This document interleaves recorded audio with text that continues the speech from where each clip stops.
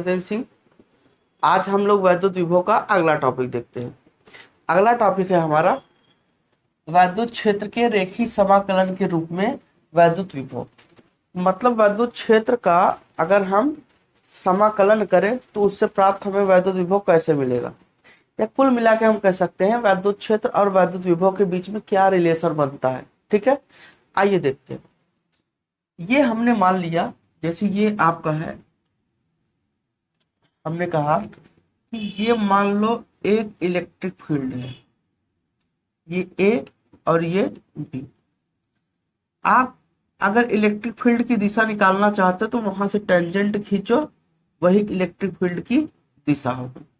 अगर दिशा ये है तो यहां पर अगर हम एक छोटा सा लंबाई लेते हैं, कितना लेते हैं, डी आर। ठीक है, ये छोटी सी दूरी हमने लिया। अब आप जानते हो कि वैद्युत विभव आपको तभी मिलेगा जब वैद्युत क्षेत्र के क्या करोगे, विरुद्ध कार्य करोगे। इसका मतलब कि अगर हमें इस वैद्युत क्षेत्र के विरुद्ध अगर हमें कार्य करना है तो हमें कहां से आना पड़ेगा, ए से कहां तक आना पड़ेगा, बी तक, अर्थात इधर से इधर आना पड़ेगा। और वैद्युत क्षेत्र के विरुद्ध अगर हम कार्य करेंगे तो हमें उतना ही बल लगाना पड़ेगा जितना वैद्युत क्षेत्र उस आवेश पर लगाएगा।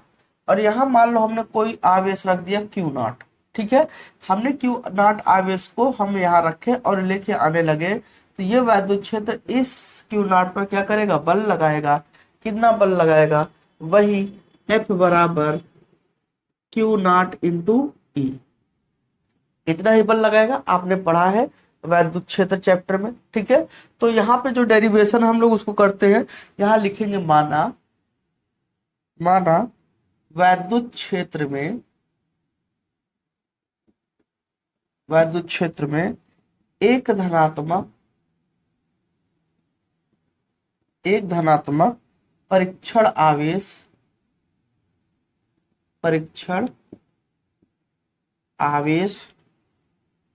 क्यू नॉट को बिंदु ए से बी तक वैद्युत क्षेत्र के विपरीत दिशा में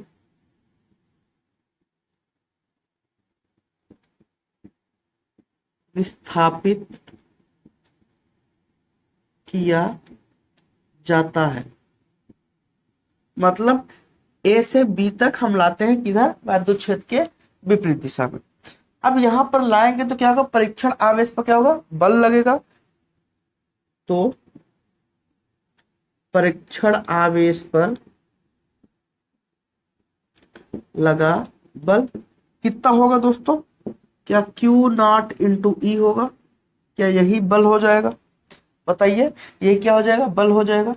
अच्छा, इस पर इतना बल लगेगा। अब यहां पर हम लोग देखते हैं, अब इतना ही क्यू नॉट यहां पर जो बल लगा इधर, एफ बल इधर लगा क्यू नॉट इंटू ई, यही बल हमें क्या करना पड़ेगा, विपरीत दिशा में लगाना पड़ेगा। तो अगर हम विपरीत दिशा में लगाएंगे तो यही बल, इतना ही बल विपरीत दिशा में लगाएंगे तो क्या हो जाएगा, ये माइनस, क्योंकि दिशा इसकी क्या हो गई, इधर हो गई। ठीक है, अच्छा, अब यहां पर हम क्या करेंगे, परीक्षण आवेश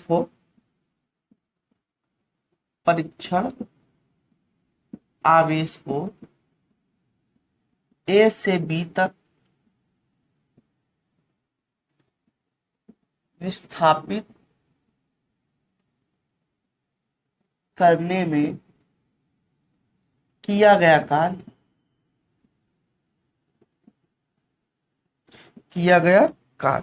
तो देखो बच्चों, तो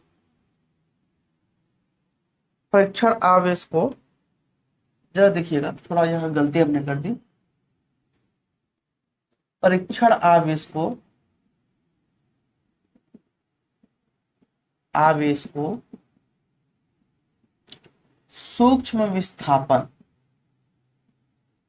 मतलब सूक्ष्म दूरी लेकर हम आए, ये स्मॉल डी दूरी, सूक्ष्म विस्थापन डी आर वेक्टर तक विस्थापित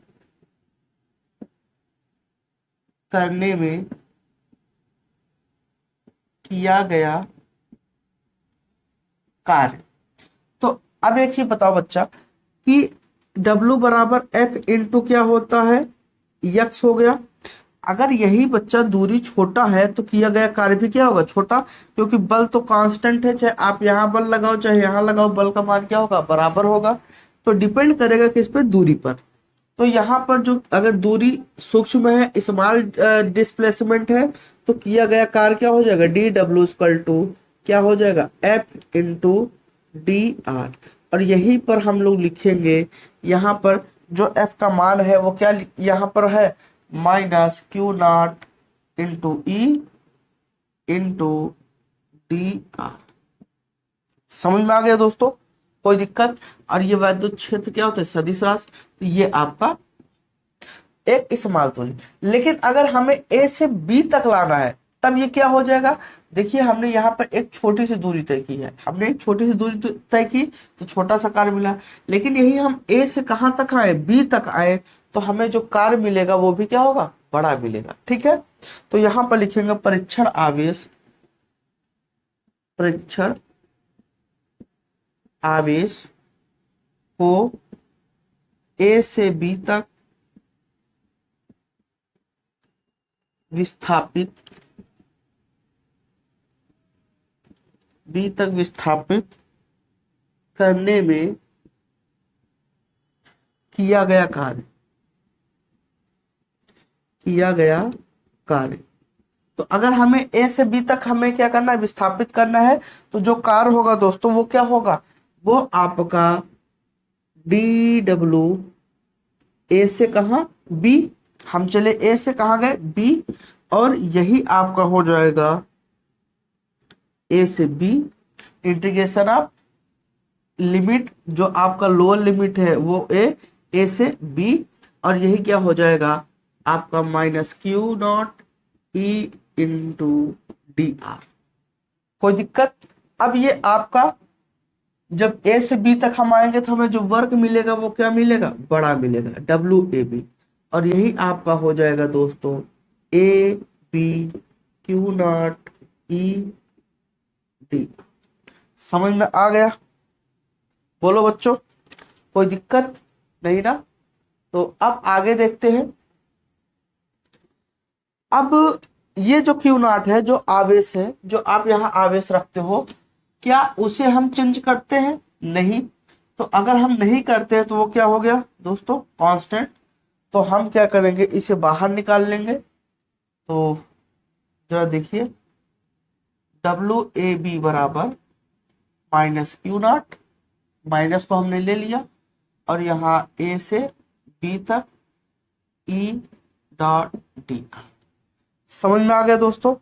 अब यहाँ देखिए, अब A और B के बीच का हमें क्या करना है, विभवांतर निकालना है। ठीक है, तो A और B के बीच विभवांतर, A और B के बीच विभवांतर।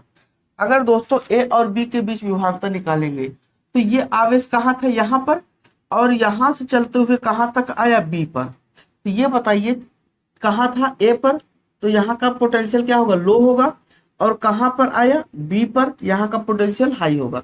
तो हम हमेशा हाई वाले में से क्या करते हैं, लो वाले को घटा देते हैं।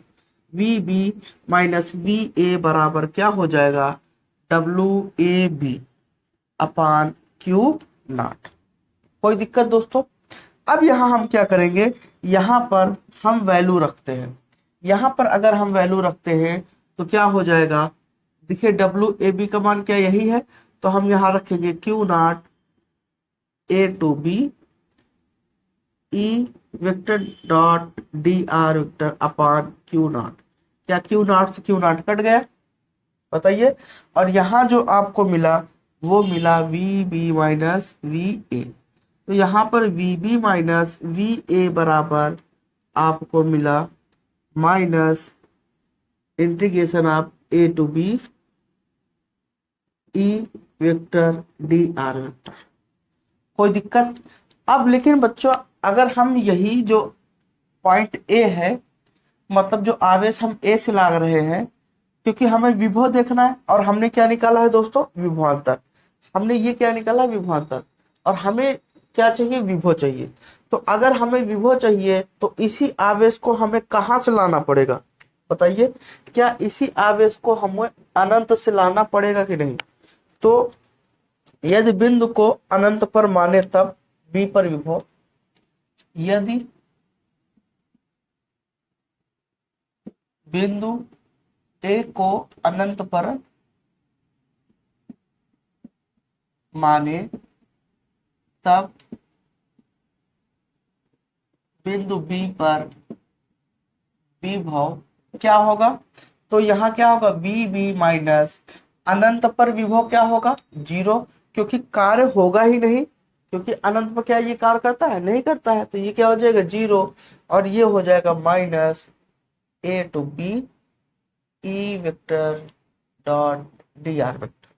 कोई दिक्कत। तो यहां से आपका जो विभव बना वी वी बराबर minus A to B E vector dot D R vector.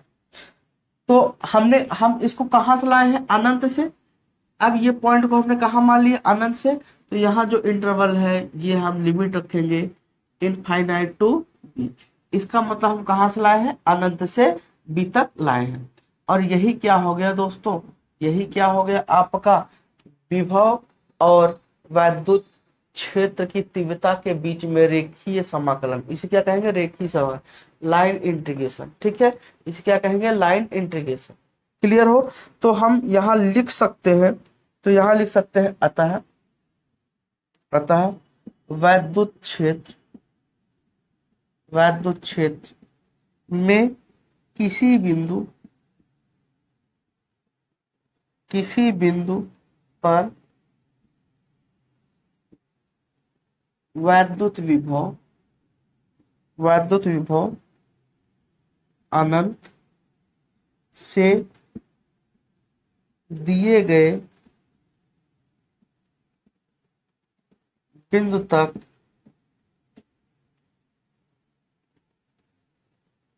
वैद्युत क्षेत्र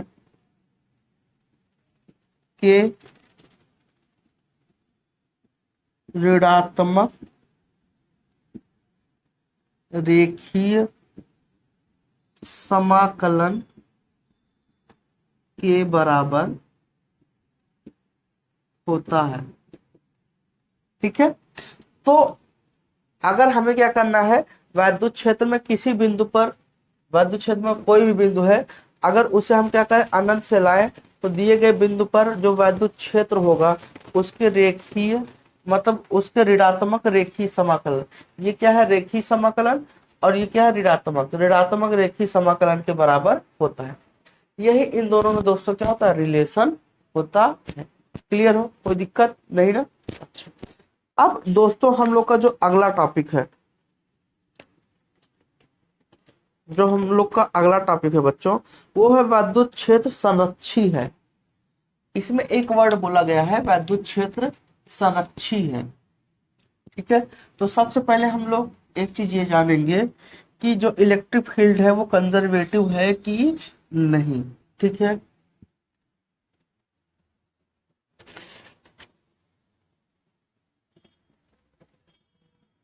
वैद्युत क्षेत्र संरक्षी, यही हमें क्या करना, चेक करना है, प्रूव करना है। ठीक है। Electric field is conservative. ठीक है, यही हमें चेक करना है। अब इसके बारे में हम पढ़े, सबसे पहले हम एक चीज जान लें, कंजर्वेटिव होता क्या है, संरक्षी होता क्या है। ठीक है, कंजर्वेटिव होता क्या है।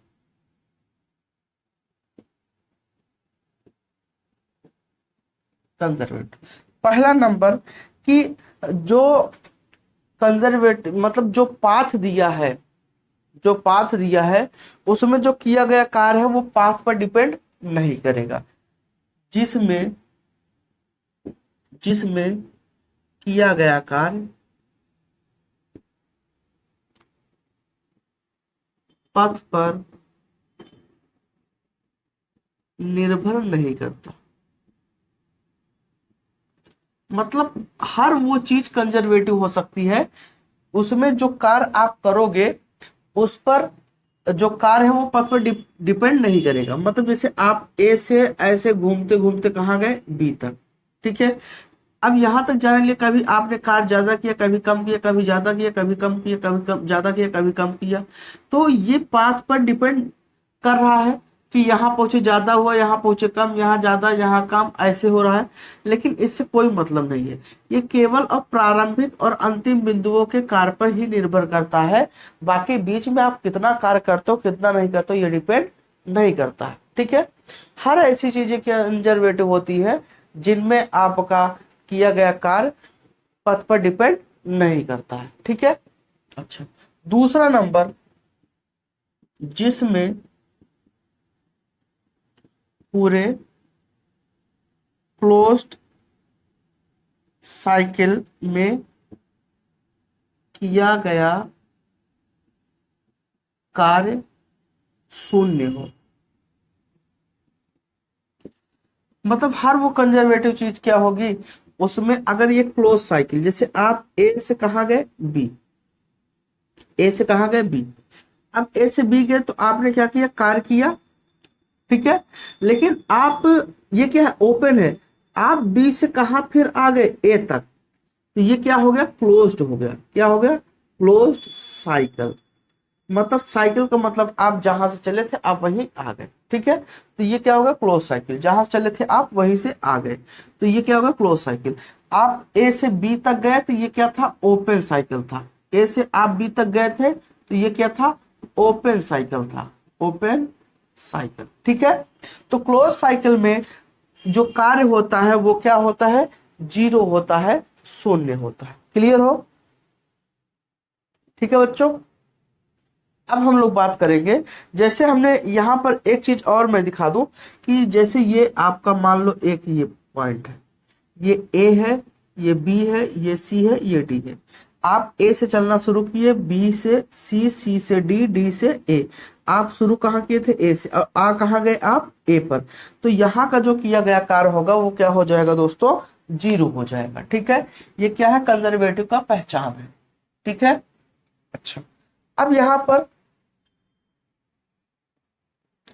यहाँ पर तीसरा जो पॉइंट होगा, तीसरा पॉइंट इसका है कि कण की या जो वस्तु है उसकी काइनेटिक एनर्जी, काइनेटिक एनर्जी जो उसकी गतिज ऊर्जा होती है, पूरे साइकिल, पूरे क्लोज्ड साइकिल में कांस्टेंट में अपरिवर्तित रहती है। अपरिवर्तित रहती है मतलब बच्चों क्या होता है, कांस्टेंट रहती है, ठीक है। अपरिवर्तित रहती है इसका मतलब क्या है, कांस्टेंट रहती है। तो कण की जो काइनेटिक एनर्जी है पूरे साइकिल के दौरान क्या होगा, आपका कांस्टेंट रहेगा। क्योंकि यहाँ पर जो एनर्जी होगी वो आपका जब कांस्टेंट रहेगा, एनर्जी चेंज नहीं होती, क्योंकि आपने कहा ना पथ पर जो किया गया कार्य है वो क्या होगा, पथ पर डिपेंड नहीं करता है। जब पथ पर डिपेंड करेगा ही नहीं कार्य, तो जो गतिज ऊर्जा होती है वो भी तो एक प्रकार की ही ऊर्जा होती है। तो यहाँ पर जो कार्य है जब बदलेगा ही नहीं तो क्या काइनेटिक एनर्जी बदल जाएगा, नहीं। तो वो भी क्या होगा, पूरे साइकिल के दौरान क्लोज साइकिल में अपरिवर्तित रहेगी, चेंज नहीं होगी। क्लियर हो। अच्छा, अब एक चीज जरा देखो, यहाँ पर क्लोज साइकिल का मतलब इनिशियल और फाइनल पॉइंट, मतलब प्रारंभिक, क्लोज साइकिल का मतलब क्या होता है, प्रारंभिक और अंतिम बिंदु, अंतिम बिंदु एक ही हो, उसे क्या कहेंगे, क्लोज साइकिल। एक ही हो उसे क्या कहेंगे, क्लोज साइकिल। अच्छा, अब एक चीज जरा देखते हैं कि जैसे यहां पर हमने कहा किया गया कार्य क्या होता है, शून्य होता है। क्लोज साइकिल में किया गया कार्य शून्य होता है। कैसे शून्य होता है, ये आपने लिया पॉइंट ए और ये क्या है, पॉइंट बी। आप कहा गए ए से बी, आप कहा गए ए से बी, ठीक है। और फिर कहा आ गए ये ए। तो प्रारंभिक बिंदु क्या था, प्रारंभिक बिंदु का जो विभव था वो कितना था, बी ए। और आए कहां पर आप, ए पर ही। तो यहां पर अगर हम कार्य ले W बराबर, तो क्या यहां पर Q इंटू डेल्टा V होगा, क्योंकि आप जानते हो विभव बराबर होता है W अपान Q, विभवांतर बराबर W अपान Q। तो Q इंटू डेल्टा होगा Q इंटू, अब प्रारंभिक बिंदु क्या था, VAI कहाँ पे, एक ही बिंदु है, तो ये क्या हो गया 0, तो यहाँ Q इंटू 0, तो W बराबर क्या हो जाएगा 0, तो किया गया कार्य 0। इसीलिए कहा जाता है क्लोज साइकिल में जो किया गया कार्य है वो क्या हो जाएगा 0, क्योंकि यहाँ का जो पोटेंशियल डिफरेंस है वो क्या होगा 0 होता है। ठीक है, तो इतना समझ में आ गया, बताइए दोस्तों, इतना समझ में आया। अब हम अपने मेन मुद्दे पे आते हैं। ठीक है, हमें चेक करना है कि ये कंजर्वेटिव होता है कि नहीं। ठीक है, आइए देखते हैं। अब जरा देखते हैं, हमने एक पॉइंट बनाया ए और एक बनाया बी, और ये ए से कहा गया बी, ये ए से कहा गया बी। अब यहां पर अगर हम लेते हैं तो क्या इसकी दिशा, ये वैद्युत क्षेत्र है, इसकी दिशा क्या यही होगी, इसकी दिशा क्या ये होगी। ठीक है, इसे हम सी मानते हैं, इसे बी मान ले, इसे क्या मान ले सी। ठीक है, और ये फिर घूम के ऐसे आया, तो ये पॉइंट हम क्या मान ले डी मान ले, ये बी सी डी ई। ठीक है, तो जब यहां पर चला पहला पथ, तो मान लो यहां पर कितनी दूरी चला, dx दूरी चला। अगर dx दूरी चलता है वैद्युत क्षेत्र में, तो इस पर जो किया गया कार्य होगा क्या होगा, बल गुणित विस्थापन। यहां पर बल कितना लगेगा, F लगेगा, कितना लगेगा, F लगेगा। तो यहां पर जो किया गया कार्य होगा, और यही F का मान क्या Q इंटू ई होगा कि नहीं। अगर यहाँ आवेश Q है तो ये किया गया कार्य लगने वाला बल क्या होगा, Q इंटू ई होगा। तो यहां पर हम लोग क्या ले लेंगे, तो यहां पर हम लिख सकते हैं डी डब्ल्यू बराबर Q इंटू ई, या हम लिख सकते हैं F डॉट डी एक्स। बताइए बच्चों, और यही इसका मान क्या हो जाएगा, Q E dot D x, ये होगा कि नहीं बताइए। अब यहां हम लिखेंगे क्लोज्ड पाथ, क्लोज्ड पाथ मतलब बंद पथ ए बी सी डी ए पर टोटल वर्क, मतलब ये जो क्लोज पाथ है ए बी सी डी ए, तो ये क्या होगा क्लोज पाथ।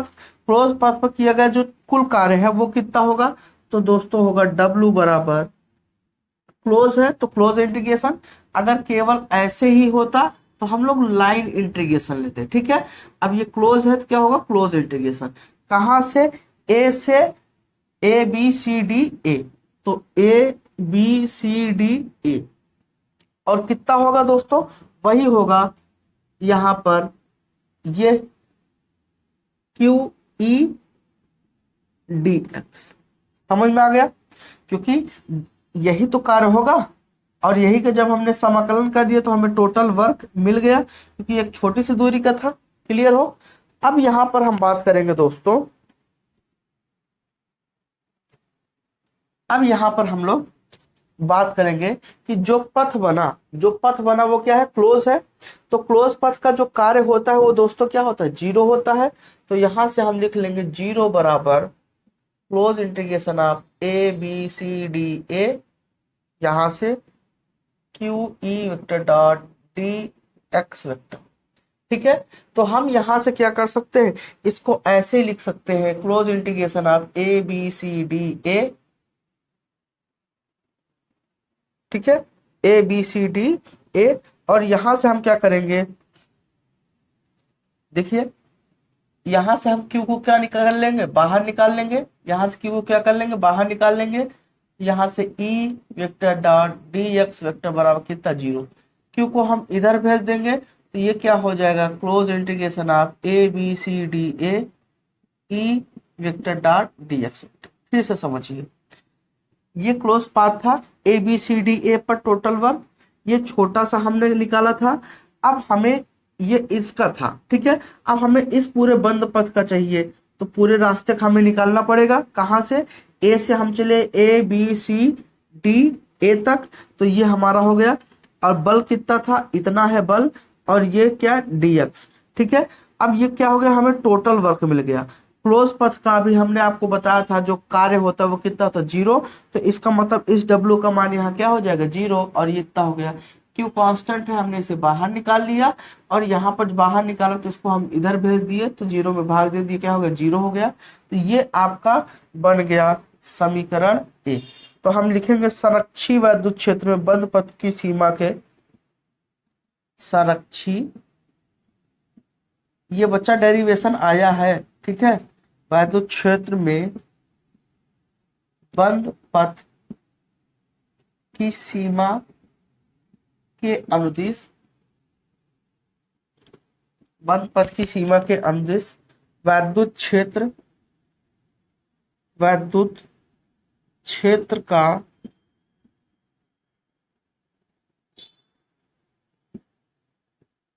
रेखीय समाकलन शून्य होता है। क्या होगा? शून्य। तो यहां पर जो आपका यहां पर जो समाकलन होगा वो क्या होगा दोस्तों? शून्य होगा, ठीक है। अच्छा, अब एक चीज जरा देखो, हमारे पास क्या है, close integration of A B C D A E vector dot D X vector बराबर कितना है? 0 है। अगर हम इसी को ले, ये किसका है? पहले इसका है और फिर इसका, तो दो पार्ट में हम करते। अगर दोस्तों हम दो पार्ट में करें, इसे हम लिख सकते हैं integration of A B C, मतलब ए से ए बी सी इसका ले लिए तो ये क्या होगा? ई vector dot D X vector plus दूसरा हम लेंगे इसका ए डी सी, ठीक है। तो यहां पर अगर हम लेंगे क्या हो जाएगा? सी डी ए, मतलब यहां से ये ले लिए, यहां आया और फिर सी डी ए इसका ले लिए, दो पार्ट में हमने कर लिया सी डी ए। तो इसका भी क्या होगा? ई vector dot D X vector बराबर क्या हो जाएगा? 0। समझ में आया दोस्तों? मतलब कि जो ये पूरा का ये आपका था, इसको हमने दो पार्ट में कर लिया, एक ए बी सी ले लिया और फिर सी डी ए ले लिया, तो ये आपका इतना हो गया। अब यहाँ पर हम लोग क्या करेंगे, इस एक को हम पक्षांतर करते हैं।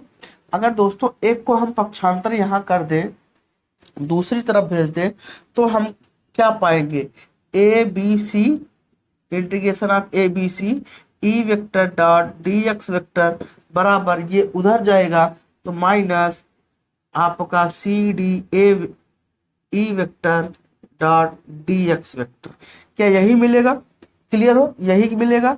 अब इसी को हम क्या करते हैं, ये चिन्ह है क्योंकि वैद्युत क्षेत्र के रूप में हम निकाले हैं, तो ये माइनस है, तो हम कहां से आ रहे हैं? सी डी ए आ रहे हैं। लेकिन अगर इसी को हम ए डी सी करते, जो हम इधर से इधर आ रहे हैं, डायरेक्शन को चेंज कर दें, ये माइनस क्या हो जाएगा? प्लस हो जाएगा। तो यहां से हम लिख सकते हैं A B C E vector dot D X vector बराबर C D A sorry A D C, क्योंकि हमें डायरेक्शन चेंज करना है, ए डी सी, ये क्या हो जाएगा? ई vector dot D X vector. समझ में आ गया? इसका मतलब क्या है कि चाहे आप इस पथ को पकड़िए चाहे इस पथ को पकड़िए, दो के दोनों केस में जो हमें समाकलन मिलेगा वो क्या मिलेगा? सेम ही मिलेगा। तो हम यहाँ लिख सकते हैं, हम यहाँ लिख सकते हैं कि प्रारंभिक व अंतिम बिंदुओं के बीच के दोनों पथ ए बी सी तथा ए डी सी के अनुदिश रेखीय समाकलन क्या है? समान है। क्या दोनों का रेखीय समाकलन क्या है? दोनों का समान है, ठीक है। रेखीय समाकलन समान है। और बच्चा अगर समान है तो इसका मतलब कि क्या है? वैद्युत क्षेत्र संरक्षी है, अतः वैद्युत क्षेत्र संरक्षी है। क्लियर हो ना बच्चों? क्योंकि यहाँ पर जो हमें रेखीय समाकलन मिल रहा है और यहाँ का रेखीय समाकलन दो को दोनों क्या है? समान है, ठीक है। तो इसका मतलब कि जो वैद्युत क्षेत्र है वो क्या है? संरक्षी है। तो ये बच्चों ये हमारा दो टॉपिक था, ठीक है। अगले टॉपिक में हम लोग देखेंगे इलेक्ट्रॉन वोल्ट, देखेंगे क्या होता है इलेक्ट्रॉन वोल्ट, ठीक है। Thank you.